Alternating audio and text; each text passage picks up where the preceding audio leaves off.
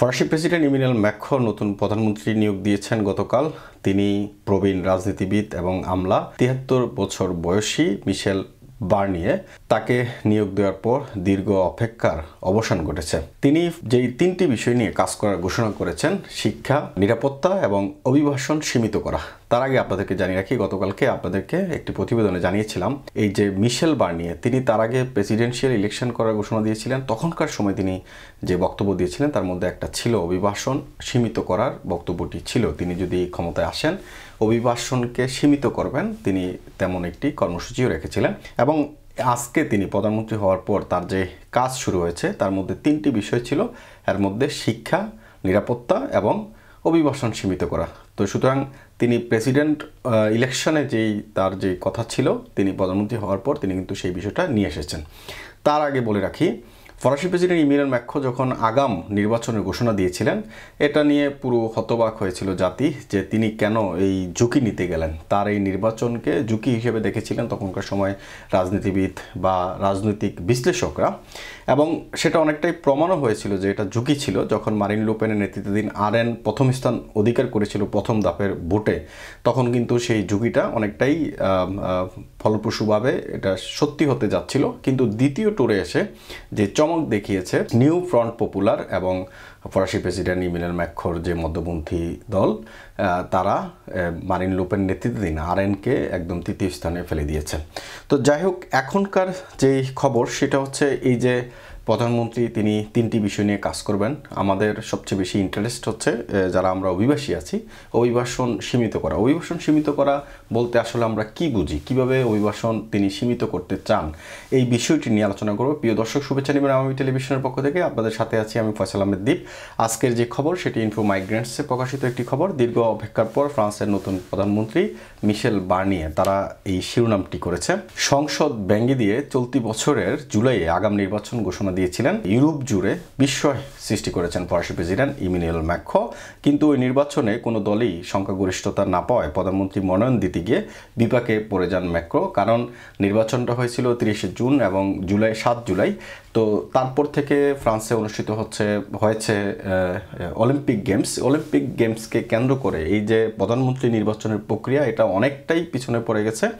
Olympic শেষ হয়েছে, প্যারা অলিম্পিক চলছে এই মুহূর্তে ফ্রান্সে, তার মধ্যেই এই নতুন প্রধানমন্ত্রী নিয়োগ দেওয়া হয়েছে।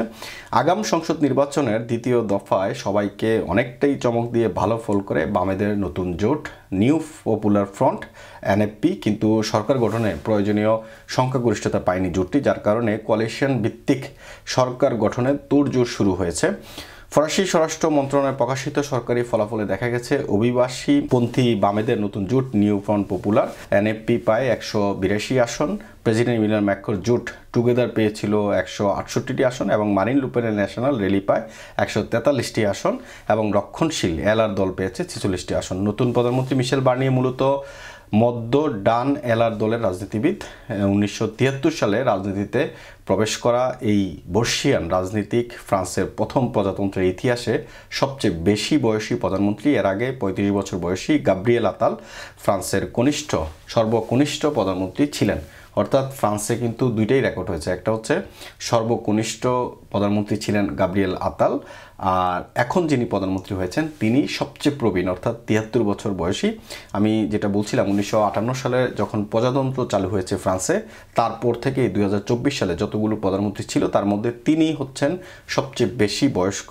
73 বছর বয়স তার, এবং তিনি ইউরোপীয় ইউনিয়নের হয়ে ব্রিটেনের সাথে ব্রেক্সিটের যে আলোচনা, সেই আলোচনায় প্রধানের দায়িত্ব পালন করেছেন এই আমলা ও রাজনীতিবিদ। বৃহস্পতিবার দায়িত্ব নিয়ে তিনি বলেছেন তিনি ফ্রান্সের আর্থিক ঋণ সম্পর্কে জাতির কাছে সত্য বলতে ভয় পাবেন না। এছাড়া বেশ কিছু খাতে বড় পরিবর্তনের প্রতিশ্রুতিও দিয়েছেন এই রাজনীতিবিদ। তবে তিন ব্লকে বিভক্ত ফরাসি রাজনৈতিক ধারায় সবাইকে একত্র করে একটি স্থিতিশীল সরকার গঠন করা হবে তার প্রথম এবং প্রধান চ্যালেঞ্জগুলোর একটি। যদিও বাম জোট এনএফপি ইতিমধ্যে বার্নিয়ে সরকারের বিরুদ্ধে সংসদে অনাস্থা ভোট আনার হুমকি দিয়েছে, অর্থাৎ নিউ ফ্রন্ট পপুলার যারা সবচেয়ে বেশি আসন পেয়েছে এবং অভিবাসীপন্থী এই জোটটা কিন্তু ইতিমধ্যে তারা সংসদে এই যে নতুন প্রধানমন্ত্রী হয়েছে তার বিরুদ্ধে অনাস্থা ভোট আনবে বলে এমন একটা হুমকি দিয়েছে। তাদের মধ্যে ম্যাক্রো ডান দল থেকে প্রধানমন্ত্রী দিয়ে জনগণের ভোটের সাথে প্রতারণা করেছেন। এনএফপি মনোনীত প্রার্থীকে তারা প্রধানমন্ত্রী হিসেবে ঘোষণা দেওয়া উচিত ছিল, অর্থাৎ এনএফপি যাকে নমিনেশন দিয়েছিল বা মনোনয়ন দিয়েছিল তাকেই প্রধানমন্ত্রী ঘোষণা করা উচিত ছিল ম্যাক্রোর। তিনি সেদিকে না গিয়ে যেহেতু ডান ঘরানার একজন রাজনীতিবিদকে প্রধানমন্ত্রী হিসেবে বানিয়েছেন, সেক্ষেত্রে এনএফপির যারা সমর্থনে রয়েছেন তারা সংসদে একটা অনাস্থা আনার যে ভোট আনার হুমকি ইতিমধ্যে তারা কিন্তু দিয়েছেন। বৃহস্পতিবার নতুন প্রধানমন্ত্রীর নাম ঘোষণার পর এলার দল থেকে নির্বাচিত সিনেটর বলছেন, আমরা আনন্দিত, আঞ্চলিক, জাতীয় এবং ইউরোপীয় স্তরে দৃঢ় অভিজ্ঞতা প্রদর্শন করতে সক্ষম এমন একজন বিরল রাজনীতি ব্যক্তিত্বের মধ্যে মিশেল একজন। অর্থাৎ যারা ডানপন্থী সিনেটররা আছেন, এলার দল থেকে নির্বাচিত সিনেটর যারা আছেন তারা কিন্তু মিশেল বার্নিয়েকে অভিনন্দন জানিয়েছেন এবং তারা বলছেন আঞ্চলিক, জাতীয় এবং ইউরোপীয় স্তরে যে ভূমিকা রাখা দরকার তার সেই অভিজ্ঞতা রয়েছে। সংসদে বিভিন্ন দলের সমর্থন এবং তাৎক্ষণিক অনাস্থা ভোটে পতন হবে না এমন ব্যক্তির সন্ধানে সব পক্ষের সাথে দফায় দফায় বৈঠক করেছেন ইমানুয়েল ম্যাক্রো। অর্থাৎ ফ্রান্সের নিয়মটা যেভাবে হয় যে একজনকে আপনি দাঁড় করাই দিলেন আর তিনি প্রধানমন্ত্রী হবেন, বিষয়টা এমন নয়, সব দলের সমর্থন প্রয়োজন। তো ইমানুয়েল ম্যাক্রো এতদিন ধরে তিনি বিভিন্ন দলের সাথে বৈঠক করেছিলেন যে এমন একজনকে তিনি নির্বাচিত করতে চান যিনি কিনা সংসদে তার বিরুদ্ধে কোনো অনাস্থা ভোট আসবে না, এমন লোককে আসলে খুঁজছিলেন তিনি। মিশেল বার্নিয়ে মনোনয়ন ফ্রান্সের সবচেয়েও ব্রাসেল বেশি প্রশংসা পেয়েছে ইউরোপপন্থী হওয়ায় জার্মানি, ইটালি এবং ইইউ কর্তৃপক্ষ নতুন ফ্রান্সের প্রধানমন্ত্রীকে স্বাগত জানিয়েছেন। অর্থাৎ মিশেল বার্নিয়ে তিনি ইউরোপিয়ান ইউনিয়নে কাজ করেছেন, যার জন্য তাকে ইউরোপপন্থী মনে করা হচ্ছে এবং বিভিন্ন দেশ কিন্তু ইউরোপের ইতিমধ্যে তারা শুভেচ্ছা বা অভিনন্দন জানিয়েছে। প্যারিস এবং ব্রাসেলসের ক্ষমতার করিডোরে কয়েক দশক ধরে হাঁটা এই দীর্ঘদেহী রাজনীতিবিদ ফ্রান্সের ক্ষমতার তৃতীয় হতে পারবেন কিনা সেটি এখন দেখার বিষয়। কঠোর ডান ন্যাশনাল র্যালি নতুন প্রধানমন্ত্রীর বিরুদ্ধে এখনই বামেদের মতো অনাস্থা ভোট না দিয়ে তার কার্যক্রম দেখে সিদ্ধান্ত নিবে। যদিও বামেদের অভিযোগ মূলত মারিন লুপেন সরাসরি বিরোধিতা করবেন না এমন একজনকেই বেছে নিয়েছেন ম্যাক্রো। অর্থাৎ ম্যাক্রো একটা ছোট্ট একটা গেম খেলেছেন এখানে, কারণ বামেরা অনাস্থা আনতে পারে তিনি সেটা জানতেনও যদিও, কিন্তু ডানেদের একটা আস্থা অর্জন করতে পারেন সেটা তিনি মাথায় রেখেছিলেন। আর ম্যাক্রোর জোটের দলগুলো বলছে তারা পরিস্থিতি বুঝে নতুন প্রধানমন্ত্রীর অবস্থান বিবেচনায় নেবে, তবে ব্ল্যাঙ্ক চেক দিবেন না বলেও সতর্ক করেছেন তারা। অর্থাৎ ম্যাক্রো যে জোট টুগেদার তারাও কিন্তু নতুন প্রধানমন্ত্রীর কার্যক্রম তারা প্রত্যক্ষ করবেন, তারপর তারা কোনো একটা বক্তব্য দিবেন। তার আগে তারা একটা হুমকি দিয়েছেন যে ব্ল্যাঙ্ক চেক অর্থাৎ তাকে যা ইচ্ছা তা করতে পারবে এমন সুযোগ দিবে না। ইউরোপীয় পার্লামেন্টে ব্রিটিশ কনজারভেটিভ পার্টির প্রতিনিধি দলের প্রধান সৈয়দ কামাল মন্তব্য করেছেন, আমাদের প্রকৃতপক্ষে ব্রেক্সিট আলোচনার অভিজ্ঞ বার্নিয়ের চেয়ে খারাপ কাউকে পাওয়ার ঝুঁকি ছিল। তিনি মিশেল বার্নিয়ের ইংরেজি দক্ষতা সম্পর্কে বলেন, তিনি তার বিপরীতে থাকা লোকদের সাথে সরাসরি ইংরেজিতে তর্ক করার জন্য যথেষ্ট দক্ষতা রাখেন।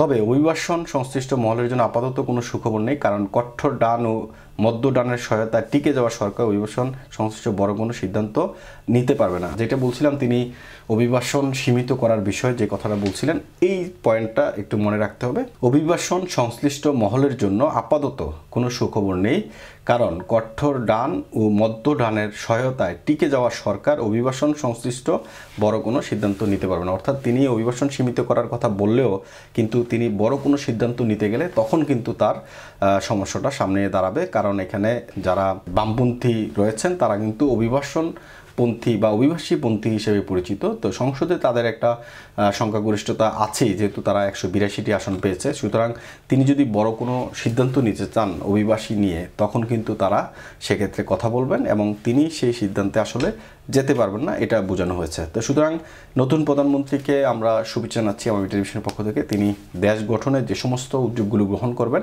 এবং কয়েক সপ্তাহ পরে হয়তোবা সেটি পরিলক্ষিত হবে এবং সেই হিসেবে অন্যরা যখন কথা বলবে তখন আমরাও চেষ্টা করব তার এই সংবাদগুলো। এমআইবি সংবাদ ও সংবাদ সংশ্লিষ্ট অনুষ্ঠান দেখতে ভিজিট করুন www.mibtelevision.tv ও facebook.com/mibtelevision.tv। এবং সাবস্ক্রাইব করুন youtube.com/MIB টেলিভিশনে। MIB টেলিভিশন, সত্য খবর, সঠিক খবর।